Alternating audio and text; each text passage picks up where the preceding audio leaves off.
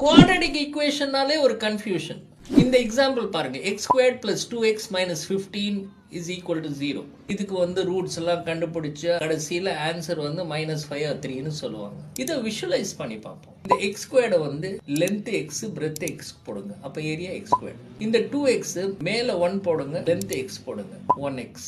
இங்க நீங்க என்ன பண்ணுங்கன்னா பிரெத்தை வந்து எக்ஸ் போட்டு லென்த்தை 1 போடுங்க, இங்க 1x. இப்போ 1 and 1 இருந்தா இந்த மிச்ச ஏரியா வந்து உங்களுக்கு 1 வரும்.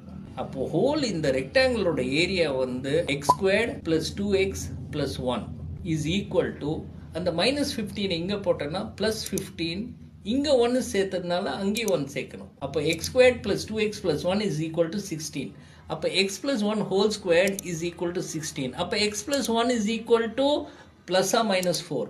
இப்போ +4 இருந்தா x is equal to 4 minus 1 3. -4 இருந்தா x is equal to -4 minus 1